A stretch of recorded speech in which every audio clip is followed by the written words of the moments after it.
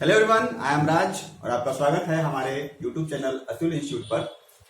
कल के video session में आप लोगों तक बिहार बोर्ड के लिए 2022 में के एग्जाम के लिए हम लोगों ने आपके पास कुछ इंपॉर्टेंट क्वेश्चंस लेकर आया था, जो कि हमारे टेलीग्राम चैनल अतुल इंस्टीट्यूट पर अवेलेबल है। वहां से जाकर आप डाउनलोड कर सकते हैं और उसको अच्छे से आंसर करके पीडीएफ के फॉर्मेट पर यहाँ जो नंबर दिया गया है, ये जो नंबर जो देख रहे हैं, इस दोनों नंबर पे आपको टेलीग्राम या व्हाट्सएप करना है 26 तारीख तक।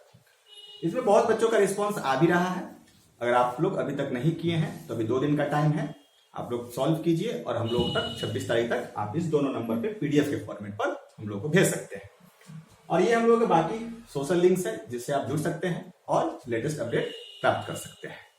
आज के इस वीडियो सेशन में हम लोग 2019 के ऑब्जेक्टिव क्वेश्चंस का डिस्कशन करेंगे। तो चलिए स्टार्ट करते हैं 2019 के ऑब्जेक्टिव पेपर के डिस्कशन से। ये आपके सामने क्वेश्चन रहा। पहला क्वेश्चन है आपके सामने कि at constant potential difference the resistance of any electric circuit is halved, the value of heat produced will be. तो हीट प्रोड्यूस का फॉर्मूला जो होता है पोटेंशियल डिफरेंस के टर्म में, वो होता है V²R/T। तो देख पा रहे हैं कि जो हीट प्रोड्यूस है वो रेजिस्टेंस के रेसिप्रोकल है। रेजिस्टेंस का क्या है? Inversely proportional. ठीक है, रेजिस्टेंस के इनवर्सली प्रोपोर्शनल आपका क्या है? हीट प्रोड्यूस है। ठीक है, तो अगर हम लोग रेजिस्टेंस को क्या करेंगे? हाफ करेंगे तो हीट प्रोड्यूस क्या हो जाएगा? डबल हो जाएगा। तो इसका ऑप्शन कौन सा सही हो जाएगा? बी नंबर ऑप्शन इसका करेक्ट होगा। नेक्स्ट क्वेश्चन है, नेक्स्ट क्वेश्चन आपसे पूछ रहा है कि the power factor of LR circuit. LR circuit का पावर फैक्टर आपसे पूछा जा रहा है। तो देखिए, पावर फैक्टर का जो फॉर्मूला होता है वो होता है cos फाई को पावर फैक्टर बोलते हैं और ये बराबर होता है जेड के। और जो इंपीडेंस है, जेड को हम लोग क्या बोलते हैं? इंपीडेंस बोलते हैं। और जो इंपीडेंस होता है एलआर सर्किट का वो होता है √R² प्लस ω²L²। ठीक है, ये पहले आप लोग पढ़ चुके हैं। तो यहां से देख पा रहे हैं कि जो ऑप्शन होगा कौन सा सही होगा? बी नंबर ऑप्शन सही होगा। नेक्स्ट क्वेश्चन पे आते हैं। नेक्स्ट क्वेश्चन आपसे पूछा जा रहा है कि stored energy of a capacitor charge to 100 volt is 1 joule capacitance of a capacitor. तो देखिए, कैपेसिटर में जो एनर्जी स्टोर होता है उसका फॉर्मूला होता है यू से हम लोग डिनोट करते हैं एनर्जी स्टोर को, और ये होगा ½ CV²। तो कैपेसिटर जो चार्ज किया गया है वो 100 वोल्ट तक चार्ज किया गया है, और 100 वोल्ट जब चार्ज किया गया है तो उसके पास जो स्टोर्ड एनर्जी है वो 1 जूल है। तो सी का वैल्यू पूछ रहा है। तो यहां से अगर हम लोग सी निकालने का कोशिश करेंगे तो यहां से क्या हो जाएगा? 2 ऊपर आ जाएगा और V² कहां आ जाएगा? नीचे आ जाएगा। ठीक है, तो 2 और U कितना है? 1 और V कितना है? 100 है। तो ये क्या हो जाएगा? 100 का स्क्वायर हो जाएगा। तो यहां से ये 2 हो गया और 100 को हम लोग क्या लिख सकते हैं? 10 का पावर 2, और 10 का पावर 2 का स्क्वायर है तो 10 का पावर क्या हो जाएगा? 4 हो जाएगा। और इसको जब हम न्यूमरेटर में लेकर जाएंगे, ऊपर लेकर जाएंगे, तो ये क्या हो जाएगा? 2 × 10⁻⁻⁴। और कैपेसिटेंस का यूनिट क्या होता है? फैराड होता है। तो यहां से देख पा रहे हैं हम लोग कि ए और बी ऑप्शन सेम है। इसमें से किसी एक ऑप्शन में 10 का पावर क्या होगा? -4 होगा। तो हमने बी पे लगा लिया, तो इसका करेक्ट ऑप्शन क्या हो जाएगा? बी हो जाएगा। नेक्स्ट क्वेश्चन कह रहा है कि the current flowing in a wire is 1 ampere if the charge of an electron is 1.6 × 10⁻⁻19 coulomb, then the number of electrons flowing through the wire per second। Her second में जो उस wire से कितना electron flow कर रहा है ये आपसे पूछ रहा है। ठीक है, तो देखिए, हम लोग के पास जो फॉर्मूला है I का वो बराबर होता है Q/T के, और जो Q है उसको हम लोग लिख सकते हैं Ne, जहां पर N क्या होगा?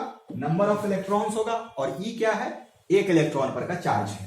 यहां से क्रॉस मल्टीप्लीकेशन से हम लोग ला सकते हैं Ne = IT। तो यहां से N बराबर आ जाएगा IT/E, यानी कि नंबर ऑफ इलेक्ट्रॉन्स जो होगा वो IT/E के बराबर होगा। और यहां से I जो है वो 1 है और T भी क्या है? 1 है, और E का वैल्यू क्या है? 1.6 × 10⁻⁻19। 10⁻⁻19 को अगर हम ऊपर लेके जाएंगे तो ये प्लस में चला जाएगा, और 1 और 1 मल्टीप्लाई होकर क्या हो जाएगा? 1 ही रहेगा, और ये आ जाएगा 10 का पावर +19। ठीक है, और नीचे में क्या बचेगा? 1.6 बचेगा। यहां से अगर हम डेसिमल हटाएंगे तो ऊपर में क्या हो जाएगा? 0 आ जाएगा। अब 10 में अगर हम 16 से डिवाइड लगाएंगे तो ये आएगा कटकर 0.625 × 10⁻19। और अगर हम डेसिमल को एक डिजिट के बाद लिखना चाहते हैं तो ये हो जाएगा 6.25 multiply 10 to the power 18। Decimal को जब हम राइट में शिफ्ट करते हैं तो एक डिजिट शिफ्ट करेंगे तो जो आपका पावर होगा 10 का वो 1 से क्या हो जाएगा, घट जाएगा। तो यहाँ पर देख पा रहे हैं कि जो ऑप्शन होगा क्या होगा, बी नंबर ऑप्शन इसका करेक्ट होगा। नेक्स्ट क्वेश्चन की ओर बढ़ते हैं। क्वेश्चन नंबर 5 आपसे पूछा जा रहा है कि the time in which radio active substance becomes half of its initial amount is called. Radio active substance अपने इनिशियल अमाउंट का आधा हो जाता है तो उस टाइम को बोला जाता है हाफ लाइफ बोला जाता है। तो 5 का क्या हो जाएगा, ऑप्शन नंबर बी हो जाएगा। 6 नंबर क्या पूछ रहा है कि deviation of a thin prism of reflective index n and angle of prism a। तो इसके लिए आप देख पा रहे हैं n-1 into a, option B इसका सही हो जाएगा। 7 नंबर क्वेश्चन जो आपसे पूछा जा रहा है कि two charges of +10 microcoulomb and -10 microcoulomb are placed at a distance 40 centimetre in air. दोनों चार्ज के बीच का सेपरेशन 40 सेंटीमीटर दिया हुआ है। तो पूछ जा रहा है आपसे कि potential energy of the system will be. ये जो दो चार्ज का सिस्टम है उसका पोटेंशियल एनर्जी कितना होगा, ये आपसे पूछा जा रहा है। तो देखिए पोटेंशियल एनर्जी का जो फॉर्मूला होता है टू चार्ज सिस्टम का, वो होता है U बराबर K Q1 Q2 by R, ये फॉर्मूला होता है। ठीक है, अब यहां से K का जो वैल्यू होता है वो आपका 9 मल्टीप्लाई 10⁹ होता है और Q1 Q2 आपको दिया हुआ है, दोनों सेम दिया हुआ है और डिस्टेंस भी दोनों के बीच का दिया हुआ है। लेकिन यहाँ पर जो चार्ज दिया हुआ है वो माइक्रो कूलम में दिया है तो उसको हम लोग कूलम में कन्वर्ट कर लेंगे। तो अगर कोई चार्ज माइक्रो कूलम में दिया है और वहां से अगर हमको कूलम में जाना हो तो उसमें हम मल्टीप्लाई करते हैं किससे, 10⁻⁻⁶ से मल्टीप्लाई करते हैं तो वो कूलम में चला जाएगा। और साथ ही साथ जो दोनों के बीच का सेपरेशन है 40 सेंटीमीटर, इसको अगर मीटर में कन्वर्ट करेंगे तो क्या करना होगा, 10⁻⁻² से मल्टीप्लाई करना होगा तो ये किसमें आ जाएगा, मीटर में आ जाएगा। अब सारे डेटा को हम लोग क्या करेंगे, यहाँ पर पुट करेंगे। तो जब हम पुट करेंगे तो K के वैल्यू को यहाँ पे लिखते हैं 9 मल्टीप्लाई 10⁻⁹ और Q1 क्या हो जाएगा 10 मल्टीप्लाई 10⁻⁻6 और Q2 क्या हो जाएगा -10 मल्टीप्लाई 10⁻⁻6 और R है तो ये कितना हो जाएगा 40 मल्टीप्लाई 10⁻⁻²। ठीक है, अब उस माइनस को सबसे पहले आगे लिख लेते हैं और ये क्या हो गया 9 और ऊपर में जितना भी 10 का पावर है सबको एक जगह कैलकुलेट कीजिएगा। तो देखिए यहां से 10 का एक पावर आएगा, यहां से 10 का एक पावर होगा तो 9 और 10 और 11, तो टोटल 10 का पावर 11 हो गया। और ये 6 और ये 6 कितना हो गया, -12 हो गया। तो 11 में से -12 घटेगा तो फाइनली क्या बचेगा, 10⁻⁻1 बचेगा। यहां से आप क्या कर सकते हैं कि एक जीरो जो देख रहे हैं वो एक्चुअली 10 है और 10⁻² में वो मल्टीप्लाई होगा तो कितना ये बच जाएगा, ये भी बच जाएगा 10⁻⁻1। और इसको काट दीजिए और 4 को 9 में 4 से 9 में डिवाइड लगाइएगा तो ये हो जाएगा 2.25। तो हम लोग के पास जो आंसर आएगा -2.25 जूल इसका क्या आएगा, आंसर आएगा। ठीक है, तो ऑप्शन नंबर क्या हो जाएगा, सी इसका सही आंसर हो जाएगा। ठीक है, नेक्स्ट क्वेश्चन की ओर बढ़ते हैं। नेक्स्ट क्वेश्चन आपसे पूछा जा रहा है कि आपके पास एक कॉन्वेक्स लेंस है जिसका रिफ्लेक्टिव इंडेक्स 1.5 है, इसको वाटर में इमर्ज किया गया है और वाटर का रिफ्लेक्टिव इंडेक्स कितना है 1.33 है। तो आपसे पूछा जा रहा है कि लेंस कैसे बिहेव करेगा। तो देखिए लेंस का जो बिहेवियर है ये डिपेंड करता है कि उसके सराउंडिंग मीडियम का रिफ्लेक्टिव इंडेक्स क्या है। तो अगर लेंस के सराउंडिंग मीडियम का रिफ्लेक्टिव इंडेक्स लेंस के मीडियम से कम होगा तो कॉन्वेक्स लेंस कन्वर्जिंग के जैसे एक्ट करता है और कॉन्केव लेंस डाइवर्जिंग लेंस की तरह एक्ट करता है। लेकिन अगर लेंस के मीडियम का रिफ्लेक्टिव इंडेक्स जो है, अगर वो सराउंडिंग मीडियम का जो रिफ्लेक्टिव इंडेक्स है, अगर लेंस के मीडियम से क्या हुआ, अगर वो कम हुआ, ठीक है, इस केस में आप देख रहे हैं कि सराउंडिंग मीडियम का रिफ्लेक्टिव इंडेक्स कम है। लेकिन अगर इसका उल्टा हुआ कि सराउंडिंग मीडियम का रिफ्लेक्टिव इंडेक्स अगर ज्यादा हो गया और लेंस के मीडियम का रिफ्लेक्टिव इंडेक्स कम हो गया तो उस केस में कॉन्वेक्स लेंस डाइवर्जिंग लेंस की जैसे एक्ट करेगा और कॉन्केव लेंस कन्वर्जिंग की जैसे एक्ट करेगा। बट यहां पर जो हम लोग का सिचुएशन दिया हुआ है कि उसमें लेंस के सराउंडिंग मीडियम का जो रिफ्लेक्टिव इंडेक्स है वो लेंस के मीडियम के रिफ्लेक्टिव इंडेक्स से क्या है, कम है। तो इस केस में आपका जो कॉन्वेक्स लेंस होगा वो कन्वर्जिंग लेंस की जैसे एक्ट करेगा। ठीक है, नेक्स्ट क्वेश्चन की ओर बढ़ते हैं। नेक्स्ट क्वेश्चन आपसे पूछा जा रहा है 9 नंबर की the susceptibility of paramagnetic substance is. तो पैरामैग्नेटिक सबस्टेंस का जो ससेप्टिबिलिटी होता है वो आपका क्या होता है, कांस्टेंट होता है। ठीक है, 10 नंबर क्वेश्चन कह रहा है कि energy of photon of wavelength lambda is. Lambda wavelength के लिए फोटोन का आपसे क्या पूछ रहा है, एनर्जी पूछ रहा है। तो सबको पता है क्या होगा, hc/λ। नेक्स्ट क्वेश्चन पूछ रहा है कि लाइट का जो कलर है वो किस वजह से होता है। तो देखिए लाइट का जो कलर है उसके लिए रिस्पॉन्सिबल है फ्रीक्वेंसी। अलग अलग फ्रीक्वेंसी के लिए लाइट का कलर क्या होगा, अलग अलग होगा। इस टाइप का क्वेश्चन पहले भी आया हुआ है, तो उसमें ऑप्शन में वेवलेंथ था, तो उस केस में हम लोग क्या मारेंगे, वेवलेंथ टिक करेंगे, ठीक है।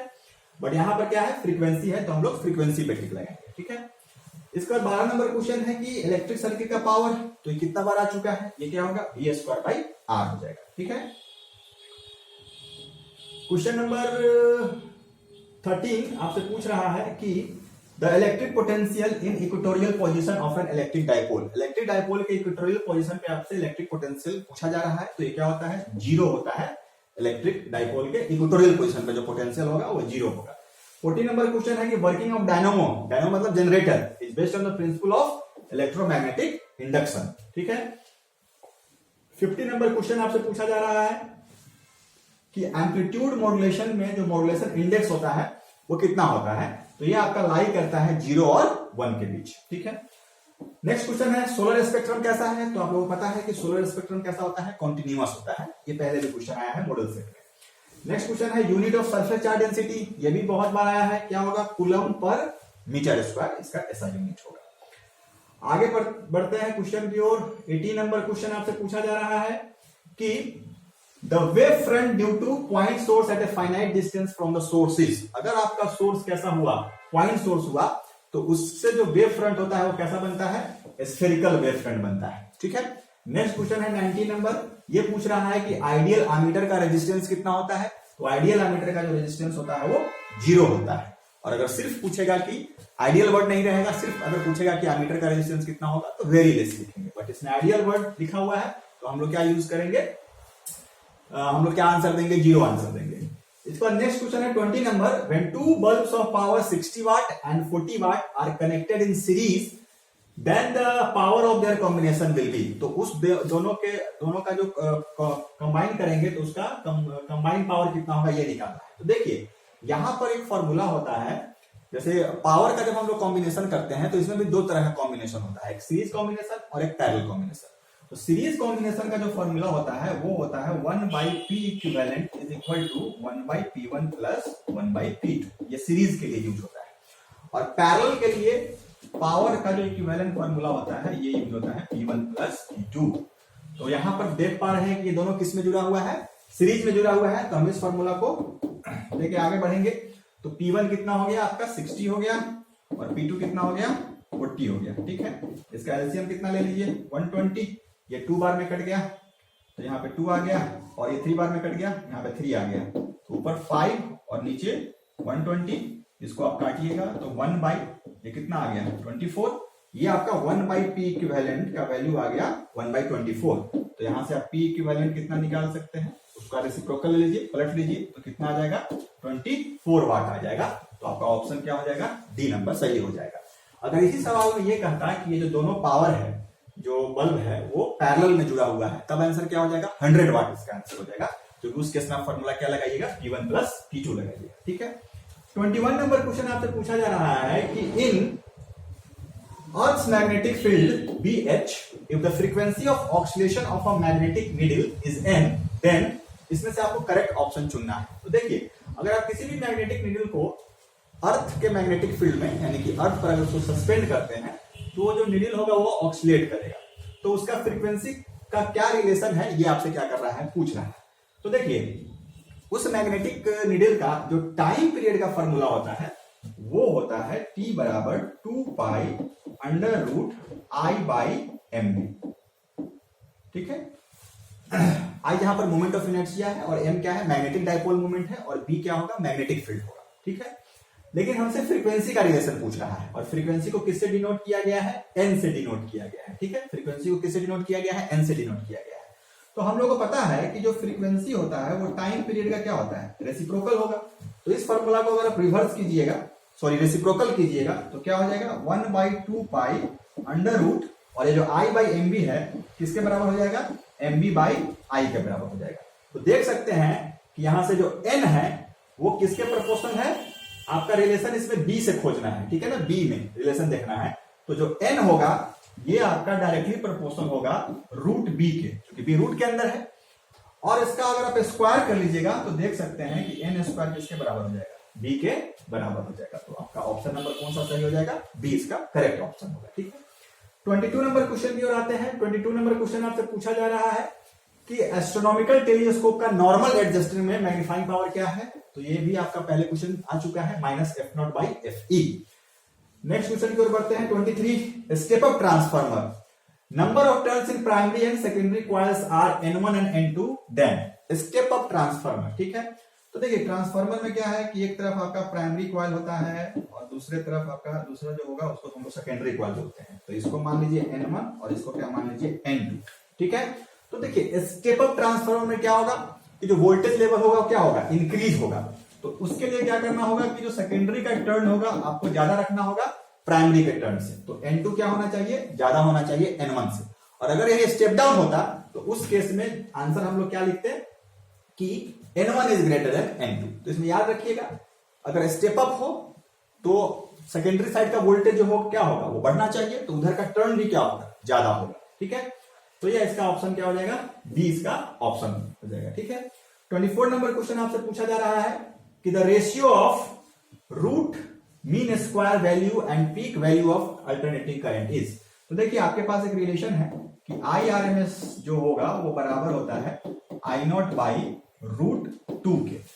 अब आप अगर इसको रेशियो के फॉर्म में लिखना चाहते हैं तो RMS I0 को नीचे लेके आ जाइए, तो इधर क्या बन जाएगा 1/√2। तो इसमें से जो करेक्ट ऑप्शन कौन हो जाएगा, बी नंबर ऑप्शन हो जाएगा।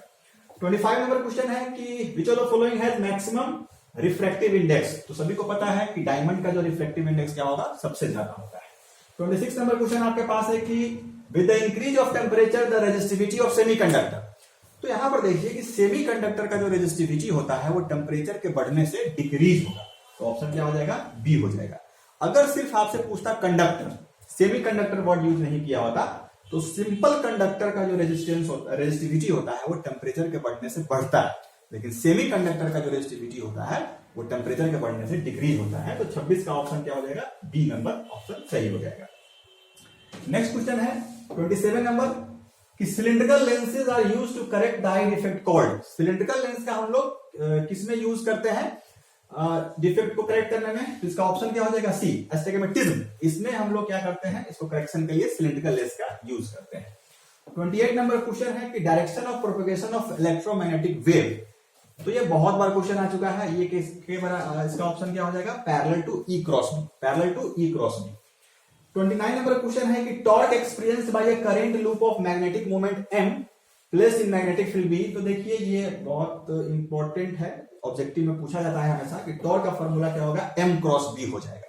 मैग्नेटिक फील्ड में जो टॉर्क निकल के आता है वो m क्रॉस b होगा, और जो इलेक्ट्रिक फील्ड में टॉर्क निकल के आता है वो आपका होता है p क्रॉस e, जहां पर p इलेक्ट्रिक डाइपोल मोमेंट होता है और e इलेक्ट्रिक फील्ड होगा। और मैग्नेटिक फील्ड का जो टॉर्क होता है वो m क्रॉस b होता है, जहां पर m मैग्नेटिक मोमेंट होता है, मैग्नेटिक डाइपोल मोमेंट, और b क्या होगा, मैग्नेटिक फील्ड। तो इसका ऑप्शन क्या हो जाएगा, ए नंबर सही हो जाएगा। ठीक है, इसके बाद 30 नंबर क्वेश्चन है, एक आपका कम्युनिकेशन का क्वेश्चन है, कम्युनिकेशन सिस्टम का, कि the height of TV tower at a certain place is 245 metre. ठीक है, the maximum distance up to which its programme can be received. ठीक है, तो देखिए इसके लिए एक फॉर्मूला यूज होता है कि जो आपका टीवी का टावर है जो 245 मीटर के हाइट का है, तो वहां से वो कितने रेंज तक टीवी प्रोग्राम को क्या कर सकता है, रिसीव कर सकता है। तो वो जो डिस्टेंस का फॉर्मूला होगा, डिस्टेंस का फॉर्मूला आता है इस केस में d बराबर √2HR। यहाँ पर h होता है जो टावर है उसका हाइट, और जो r होता है वो आपका रेडियस ऑफ अर्थ होता है। तो इसको सॉल्व कीजिएगा तो 2 और h का जो वैल्यू है वो 245 है, और देखिए रेडियस जो होता है अर्थ का वो कितना होता है, 6400 किलोमीटर।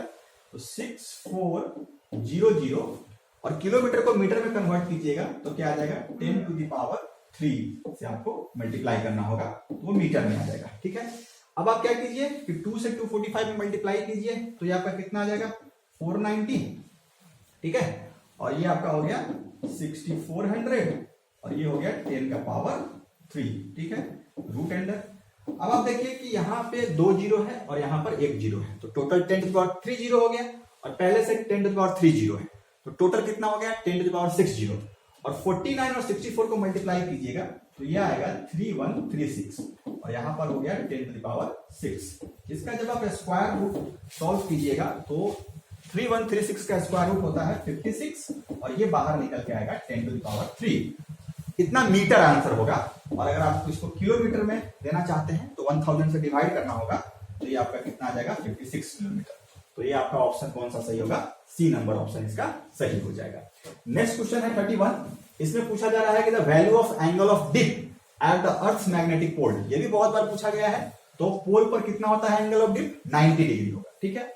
32 नंबर क्वेश्चन आपसे पूछा जा रहा है कि नैंड गेट का बुलियन एक्सप्रेशन क्या है। तो हम आपको बता चुके हैं जब ऑब्जेक्टिव क्वेश्चन सॉल्व करा रहे हैं, एंड का मतलब होता है इनटू वाला ऑपरेशन, मल्टीप्लाई वाला। ठीक है। तो a इंटू बी खोजिए। ठीक है। तो यहां है और यहां है और साथ में नैंड लगा हुआ है, यानी कि एंड में जब हम नॉट गेट जोड़े होंगे तो नैंड बना होगा और जब नॉट का ऑपरेशन होता है तो उस पे क्या लग जाता है? बार या कंप्लीमेंट लग जाता है। तो इसका ऑप्शन क्या हो जाएगा? डी, है ना। ए डॉट बी का कंप्लीमेंट या ए डॉट बी का बार हो जाएगा नैंड गेट का आपका बुलियन एक्सप्रेशन। तो इसका ऑप्शन क्या हो जाएगा? डी नंबर ऑप्शन सही होगा। नेक्स्ट क्वेश्चन आपसे पूछा जा रहा है 33 नंबर क्वेश्चन पूछ रहा है कि if plus q charge is placed inside any spherical surface then total flux coming out from whole surface will be. तो ये गॉस लॉ के फॉर्मूला पर है। गॉस लॉ से जो फ्लक्स होगा, गॉस लॉ के हिसाब से जो फ्लक्स निकल के आता है वो आता है phi is equal to q in by epsilon naught. और वो जो आपका स्फेरिकल सरफेस है उसके अंदर कितना चार्ज इनक्लोज है? Plus Q. तो क्या रखिएगा? Q by epsilon not. तो इसका ऑप्शन सही हो जाएगा बी नंबर। ठीक है। इसके बाद नेक्स्ट क्वेश्चन देखिए। नेक्स्ट क्वेश्चन आपसे पूछ रहा है कि in an alternating circuit the phase difference between current I end voltage is 5। ठीक है। फेज डिफरेंस जो है वो करंट और वोल्टेज में कितना है? 5 का है। तो पूछ रहा है कि then the wattless component of current will be. Current का वाटलेस कंपोनेंट क्या होगा? तो देखिए आई साइन फाई जो होता है ना, आई साइन फाई, उसको करंट का वाटलेस कंपोनेंट बोला जाता है। आई साइन फाई को करंट का वाटलेस कंपोनेंट बोला जाता है। तो इसके हिसाब से ऑप्शन नंबर कौन हो जाएगा सही? सी ऑप्शन इसका सही होगा। लास्ट क्वेश्चन है इसका 35 नंबर। देखिए equivalent focal length of to lenses in contact having power -15 dioptre and +5 dioptre. तो ये दो लेंस है और दोनों लेंस का आपको पावर दिया हुआ है और कह रहा है कि जो इसका इक्विवेलेंट होगा फोकल लेंथ वो कितना होगा। तो देखिए सबसे पहले हम क्या करते हैं कि इसका इक्विवेलेंट पावर निकाल लेते हैं। और लेंस जब कांटेक्ट में होता है तो उसका पावर इक्विवेलेंट निकालने का सिंपल सा फॉर्मूला होता है पी इक्विवेलेंट निकालने का P1 + P2 दोनों को ऐड कर दिया जाता है। ठीक है। तो यहां से एक पावर कितना है? -15 है प्लस और दूसरा पावर क्या है? दूसरा पावर 5 है। ठीक है। दूसरा पावर 5 है। तो ये सॉल्व होकर कितना आएगा? -10 डायोप्टर इसका इक्विवेलेंट पावर होगा। और जब आप पावर निकाल लिए हैं तो जो पावर डिफाइन होता है इक्विवेलेंट पावर, ये किसके बराबर हो जाएगा? 1 इक्विवेलेंट फोकल लेंथ। ठीक है। 1 इक्विवेलेंट फोकल लेंथ। क्योंकि पावर कैसे डिफाइन होता है? 1/f। तो यहां से हम देख सकते हैं कि जो इक्विवेलेंट फोकल लेंथ होगा वो किसके बराबर हो जाएगा? 1/p equivalent. ठीक है। ये यहां आ जाएगा और यहां आ जाएगा। और जो आपका ये दिया हुआ है इक्विवेलेंट फोकल लेंथ निकाल के कितना ला है? 1/-10 ला है। इसको आप सॉल्व कीजिएगा तो -0.1 मीटर आएगा। ठीक है। मीटर में आएगा, -0.1 मीटर में आंसर आएगा। इसको जब आप सेंटीमीटर में कन्वर्ट करना चाहिएगा तो क्या करना होगा? 100 से मल्टीप्लाई करना होगा। ठीक है। तो एक डेसिमल है तो ये नीचे आएगा 0 और इसको कट कर देगा तो क्या आएगा? -10 सेंटीमीटर उसका इक्विवेलेंट फोकल लेंथ आएगा। तो ऑप्शन नंबर कौन सा सही हो जाएगा? बी ऑप्शन इसका सही हो जाएगा। तो इस तरीके से हम लोगों ने 2019 में पूछे गए 35 क्वेश्चन जो है ऑब्जेक्टिव का उसका डिस्कशन कंप्लीट कर लिया है। और आने वाले वीडियो सेशन में हम लोग अब 2018, 17, 16, 15 इन सारे ईयर के हम लोग ऑब्जेक्टिव क्वेश्चन का डिस्कशन करेंगे। ठीक है। तो अब इस चैनल को आप लोग अधिक से अधिक क्या कीजिए? सब्सक्राइब कीजिए, लाइक कीजिए, शेयर कीजिए ताकि और लोग भी इसका क्या कर सके? एडवांटेज उठा सके। Okay, thank you.